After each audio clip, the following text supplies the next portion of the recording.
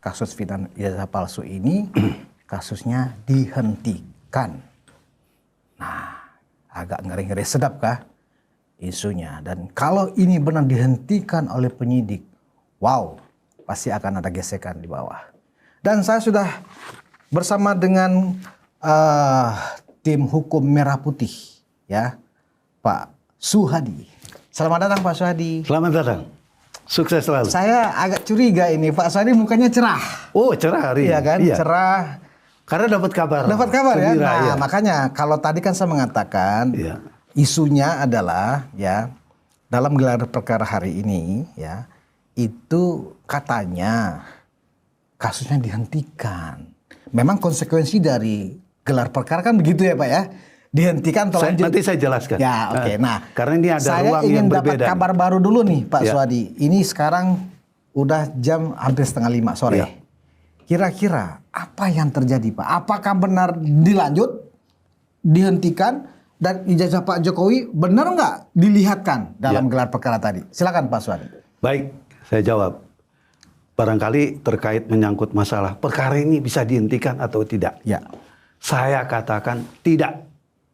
Karena yang namanya proses penghentian pada saat penentuan status tersangka itu nggak bisa penyidik melakukan upaya-upaya hukum menghentikan. Karena ranahnya itu ada di pra-peradilan, bukan ada di tangan penyidik. Sekarang ini kan ada dua institusi nih yang sudah terlibatkan, kepolisian, Polda Metro, penyidik, dan kejaksaan. Jadi kalau seandainya memang ini perkara mau dihentikan, perkaranya itu bukan dilakukan gelar perkara khusus, tapi gelar perkara-perkara istimewa yang berkaitan memang adanya kekurangan alat bukti. Tapi itu kan bukan di tingkat status tersangka seseorang nih. Bukan di tingkat penyidikan ya? Di tingkat penyidikan dalam arti Sudah ya ada itu tersangka. belum ada tersangkanya. Oke. Itu boleh dilakukan. Tapi kalau ini domainnya bukan lagi kewenangan penyidik. Kewenangannya kalau memang keberatan dengan status tersangka itu pra-peradilan. Pra-peradilan yang bisa menghentikan perkara ini. Itu clear ya. Oke. Jadi kalau dia mengatakan ini bisa dihentikan, itu nonsens saya katakan. Itu Karena framing. hukum acaranya tidak mengenal seperti itu. Nah, terkait masalah tadi, barusan saya dapat teman yang ikut dalam gelar ya, itu Pak Maret Swiken, kebetulan dia sebagai pelapor dan kebetulan juga relawan Pak Jokowi. Ya. Nama relawan itu JPKP. Hadir dalam gelar perkara. Hadir tadi. dalam gelar perkara tersebut. Nah, menurut informasi itu memang ada permintaan Dari mereka? Ya, tadinya kan beberapa pihak pelapor-pelapor ini mengatakan nggak perlu ditunjukkan. Tapi ada ombudsman kan di sana, ada lembaga ombudsman itu yang menyatakan perlihatkan saja. Akhirnya penyidik atas permintaan ombudsman informasinya menunjukkan ijazah asli Pak Jokowi Kepada seluruh peserta gelar perkara? kepada seluruh Wow. peserta gelar. Ya, ini saya tegaskan kepada seluruh peserta gelar. Bukan hanya ijazah S1-nya yang ditunjukkan, tapi juga ijazah SMA-nya. Gitu. Memang ada di Polda kan? Betul. Nah, selama ini kan orang mencurigai. Ini ada di mana sih ijazahnya kan? Apakah di tangan Pak Jokowi, di UGM atau disembunyikan? Ya, tapi sekarang terjawab dengan jelas. Ya, pada waktu gelar ijazah Pak Jokowi baik di ijazah SMA maupun S1 dari Fakultas Kehutanan ya, dari UGM itu ada di penyidik ya. Dan itu tadi terang benderang diperlihatkan. Oke. Saya tanyakan, setelah diperlihatkan gimana reaksi dari mereka?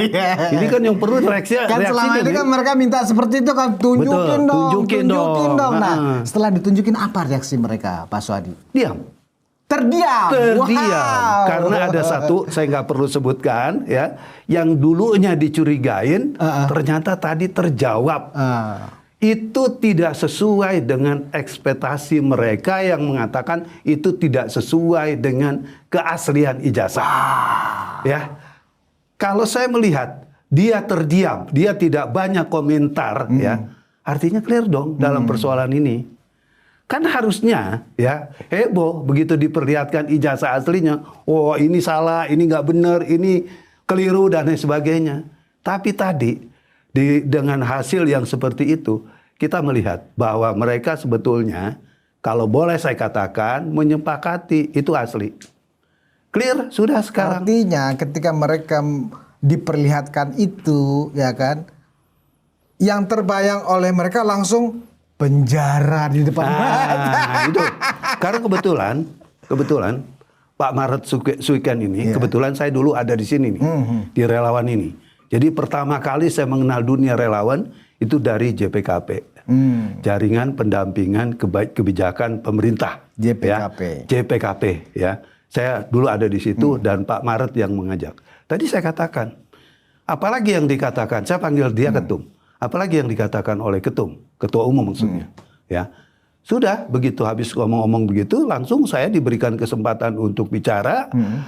Terus saya sampaikan niat kami. Dia bilang, ya, setelah ini sudah jelas seperti ini, udah tahan mereka. Itu yang saya katakan luar biasa gitu kan. Dan mereka itu tidak bereaksi juga, ya. Tahan mereka. Arti kan ada ajakan yang menurut saya cukup kontroversial kan. Berani di depan banyak orang mengatakan seperti itu. Berarti memang ya dari segi keyakinan, kan dalam hukum pidana yang paling utama itu keyakinan hakim, keyakinan yang lain-lain gitu kan. Kalau saya melihat seperti itu, optimis bahwa ini memang harus dipenjara. Jadi mereka yang Pak Suhadi maksudkan itu adalah para tersangka dan kuasa hukum yang terdiam. Kuasa hukumnya, iya, saya jelasin juga. Di situ lengkap katanya ada kuasa hukum, ada Pak Petrus juga, kebetulan juga saya kenal ya. Terus kemudian ada yang lain, di situ ada Rismond, terus kemudian di situ ada Roy Suryo, ya ada Tipa, dan saya juga melihat mereka harusnya kalau ada hal-hal yang memang dianggap ganjil ya begitu dibuka. Biasa kan rame ya kan? Bereaksi kan biasanya ini nggak ada bereaksi. Cuma memang tadi sebelum saya sampai di sini, saya sempat melihat ada pernyataan dari mereka. Pernyataannya lucu menurut saya. Karena kenapa ya? Mereka mengatakan bahwa mereka ini Roy Suryo dan kawan-kawan itu katanya punya hak imunitas. Hak kekebalan. Aduh, saya kaget baru lagi nih. Iya, baru lagi nih. Kekebalan yang seperti apa? Setahu saya yang namanya kekebalan itu milik pengacara, milik advokat kan gitu ya. Karena ada undang-undangnya. Iya, karena ada undang-undangnya. Kan? Lah kalau Roy Suryo ya, undang-undangnya di mana gitu kan? Dan Tipa dan Rismond. Kan nggak jelas apa dalam konteks penjelasan Refli ketika mengatakan mereka itu punya hak imunitas itu penjelasannya apa Pak? Penjelasannya karena dia mempunyai hak imunitas sehingga polisi atau penyidik dalam kaitan ini harus betul-betul mendalami kepentingan-kepentingan yang diberikan masukan oleh kelompok-kelompok mereka gitu. Dan tentunya kalau memang ini sejalan ya dengan usulan-usulan tersebut, perkara harus dihentikan. Prinsipnya seperti itu. Kan saya lihat ngawur aja gitu kan. Itu berapa jam yang lalu itu keluarnya? Kira-kira 2 jam yang lalu. 2 jam yang lalu. Iya, 2 jam yang Berarti lalu. Kan, jadi habis gelar pertama kelihatannya. Karena kan dia bicara gelar yang kedua. Karena tapi ada mereka gelar perkara mengakui nggak lagi. dalam video itu bahwa mereka memang sudah diperlihatkan ijazah aslinya Pak Jokowi? Oh tidak ngomong dia? Oh tidak ngomong? Tidak bicara. Dia cuma mengatakan nanti berarti akan... memang ada unsur mereka ini memang tidak Menutupi. transparan, tidak terbuka tentang apa yang terjadi selama gelar perkara. Betul. Padahal menurut tim Pak Suhadi yang ada mengikuti gelar perkara itu, Ombudsman mendesak penyidik lihatkan saja dan diperlihatkan. Bukan mendesak, sorry juga ya. Coba mengatakan meminta. Okay. Buka saja. Buka saja. Buka kok. Akhirnya penyidik mengabulkan dan mereka terdiam semua. Ya. Tetapi itu tidak diinformasikan oleh mereka. Sampai maksudnya apa itu Pak mereka ini? Sampai hari ini itu data-data yang menurut saya valid ya. Data-data yang harusnya juga memang menjadi wilayah kerja dia. Itu kan harusnya diberitahukan kepada pers, kepada masyarakat. Saya sudah lihat ijazahnya, saya sudah lihat kebenarannya, kan begitu. Atau saya sudah lihat kekeliruannya dan sebagainya. Ini nggak ada sama sekali. Karena dugaan saya, kalau dia sudah mengatakan saya sudah melihat ijazahnya, atau katakanlah peserta gelar tadi sudah melihatkan ijazahnya, berarti kan dipertanyakan bagaimana Pak Roy dan kawan-kawan asli apa tidak. Mungkin ini yang tidak berani dibicarakan.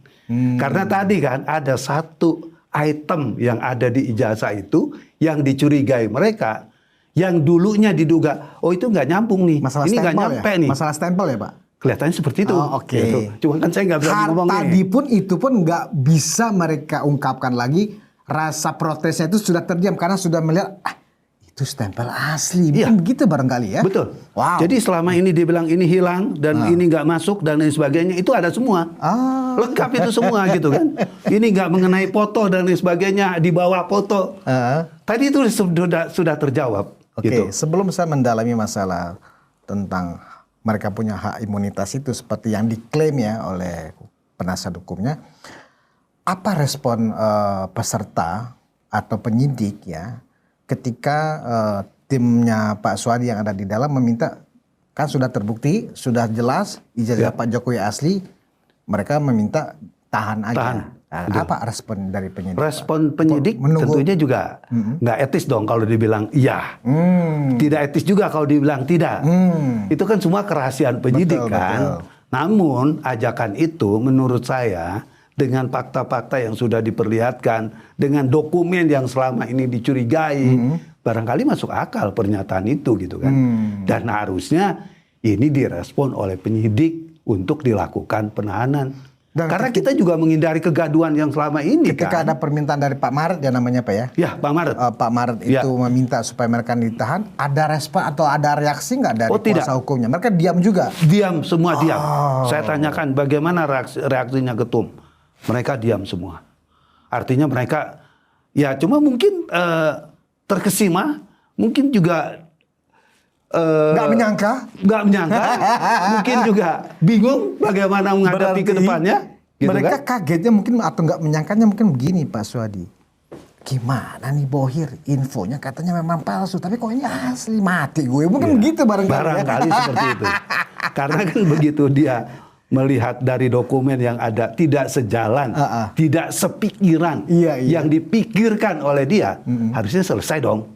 Bahwa itu memang tindak pidana, perbuatan pidana yang harus dihukum. Tapi keputusan dari gelar perkara belum diumumkan Pak ya, karena memang ada dua babak ya. Dua babak, Babak betul. pertama kan lengkap semua, Ya. terlapor, pelapor ada bersama para peserta. Kemudian setelah selesai dilihatkan semua barang bukti, ya kan, Ya. saksi, Terutama kemudian ijazah lah itu. ijazah, mereka suruh keluar. Yang sekarang lagi membahas itu, memutuskan itu adalah para peserta rapat. Ya, Siapa aja itu Pak? Yang memutuskan? Dugaan saya ini Roy Suryo dan kawan-kawan berikut kuasa hukumnya. Oh. Itu kelihatannya karena tadi pernyataan salah satu penasihat hukumnya itu mengatakan dia akan ada gelar lagi jam 2. Dan dikatakan di situ gelar itu bersifat khusus.